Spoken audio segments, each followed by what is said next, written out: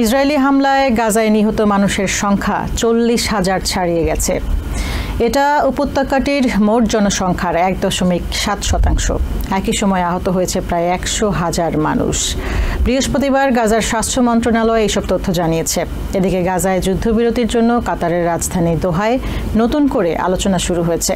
বৈঠকে যোগ দিতে কাতারে গেছে ইসরায়েলের গোয়েন্দা সংস্থা মোসাদের প্রধান ডেভিড বার্নিয়ারের নেতৃত্বে একটি প্রতিনিধি দল। এছাড়াও অংশ নিচ্ছেন সিআইএ ডিরেক্টর বিল বার্নস এবং হোয়াইট হাউসের মধ্যপ্রাচ্য দূত ব্রেট ম্যাকগার্ক। তবে হামাস এই আলোচনায় অংশ নিচ্ছে না। গাজায় 10 মাসেরও বেশি সময় ধরে চলা ইসরায়েলের হামলায় নিহতের সংখ্যা বেড়েই চলেছে। বৃহস্পতিবার এ সংখ্যা 40,000 ছাড়িয়েছে বলে জানায় গাজার স্বাস্থ্য মন্ত্রণালয়। সবশেষ 24 ঘন্টায় নিহত হয় আরও 40 জন। অন্যদিকে গত বছরের 7 অক্টোবর থেকে শুরু হওয়া এ যুদ্ধে বিরতি এবং হামাসের হাতে আটক থাকা জিম্মিদের মুক্তির জন্য নতুন দফায় আলোচনা করতে কাতারের রাজধানী দোহায় ইসরায়েল ও প্যালেস্টাইনের কর্তৃপক্ষকে আমন্ত্রণ জানান মধ্যস্থতাকারীরা।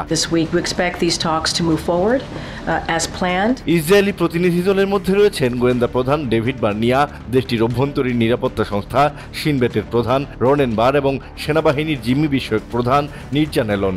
আমেরিকার প্রতিনিধিত্ব করছেন সিআইএ ডিরেক্টর বিল বার্নস এবং হোয়াইট হাউসের মধ্যপ্রাচ্য দূত ব্রেট ম্যাকগার্ক।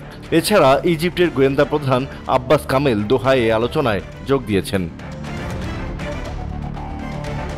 হোয়াইট হাউসের প্রেস সেক্রেটারি কারিন জন পিয়ের জানান, যুদ্ধবিরতিতে পৌঁছানো সবার জন্যই গুরুত্বপূর্ণ।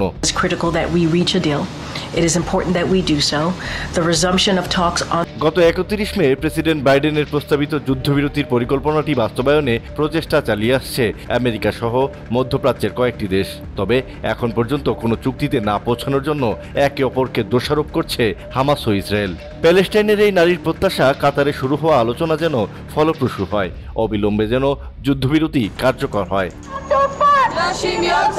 অন্যদিকে তেল আভিভে জিম্মিদের পরিবারের সদস্যরা দ্রুত একটি চুক্তির মাধ্যমে তাদের স্বজনদের ফিরিয়ে আনতে ইসরায়েলের প্রধানমন্ত্রী বেঞ্জামিন নেতানিয়াহুর কাছে দাবি জানিয়ে আসছেন। হামাসের হাতে আটক এক জিম্মির ভাই বলেন, যারা কাতারে আলোচনার জন্য গিয়েছেন তারা জিম্মিদের বাড়ি ফিরিয়ে আনতে না পারলে তাহলে তাদেরও আর ইসরায়েলে ফেরার প্রয়োজন নেই। অন্যদিকে ইরানের সম্ভাব্য হামলা থেকে ইসরায়েলকে রক্ষার জন্য এরই মধ্যে যুদ্ধজাহাজ, সাবমেরিন এবং যুদ্ধবিমান মোতায়েন করেছে আমেরিকা। তেহরানে হামাসের শীর্ষ নেতা ইসমাইল হানিয়াকে হত্যার প্রতিশোধ নেওয়ার হুমকি দিয়েছে ইরান। মধ্যপ্রাচ্য বিশ্লেষক ড্যানিয়েল গার্লাক এবারের যুদ্ধবিরতির আলোচনাটিকে আগের চেয়ে গুরুত্বের সঙ্গে দেখছেন। John Kirby said, Israel has almost achieved everything it wanted in order to গণহত্যা বন্ধে যত দ্রুত সম্ভব গাজায় গিয়ে সেখানকার বাসিন্দাদের পাশে দাঁড়ানোর অঙ্গীকার করলেন প্যালেস্টাইনের প্রেসিডেন্ট মাহমুদ আব্বাস। বৃহস্পতিবার আঙ্কারায় টার্কিশ পার্লামেন্টে দেয়া ভাষণে তিনি বলেন, জীবন দিয়ে হলেও অবরুদ্ধ উপত্যকায় ইসরায়েলি আগ্রাসন ঠেকাতে চান।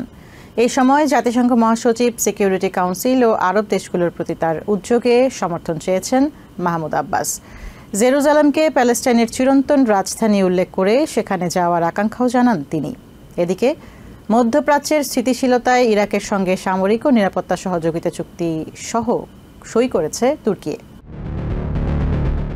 বৃহস্পতিবার গাজা স্বাস্থ্য মন্ত্রণালয় জানায়, গত 7 অক্টোবর থেকে ইসরায়েলি নৃশংসতায় 40,000-এর বেশি প্যালেস্টিনিয়ান নিহত হয়েছে, যাদের মধ্যে নিষ্পাপ শিশু সংখ্যা 16,000-এর উপরে আর নারীর সংখ্যা 11,000-এর বেশি। এমন হত্যাযজ্ঞ চালানোর পরও আইডিএফ-এর নৃশংসতা থেমে থাকেনি।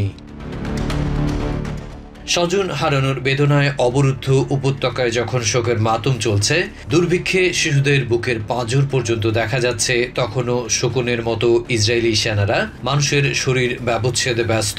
এমন প্রেক্ষাপটে মানব ইতিহাসের চরম এই নিষ্ঠুরতা থামাতে উদাত্ত আহ্বান জানালেন প্যালেস্টাইনের প্রেসিডেন্ট মাহমুদ আব্বাস।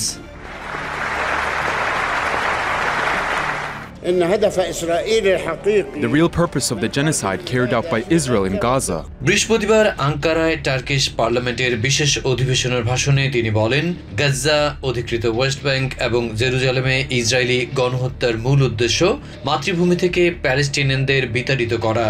হানাদাররা 1948 এবং 1967-র মতো আরেক দফা দখলদারিত্বে মেতে উঠেছে। They want to make the Palestinians live the same tragedy of being displaced again. Abbas দৃঢ়তার সাথে জানান, দখলদারদের এই আশা কখনোই পূরণ হবে না।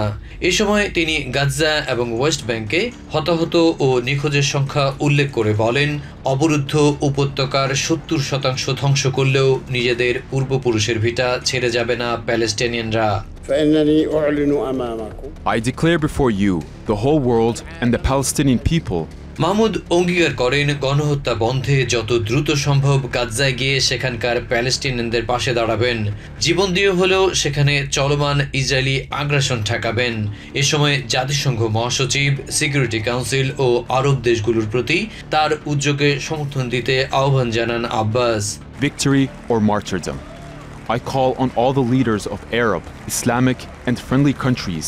জেরুজালেমকে প্যালেস্টাইনের চিরন্তন রাজধানী উল্লেখ করে সেখানে যাওয়ার আকাঙ্ক্ষাও প্রকাশ করেন তিনি। পুরোটা সময় জুড়ে তুর্কির প্রেসিডেন্ট রিসেপ তাইপ এরদোয়ান মাহমুদ আব্বাসের সঙ্গে ছিলেন, সেই সঙ্গে আশ্বাস দিয়েছেন সবসময় পাশে থাকার। My destination will be Jerusalem, our eternal capital.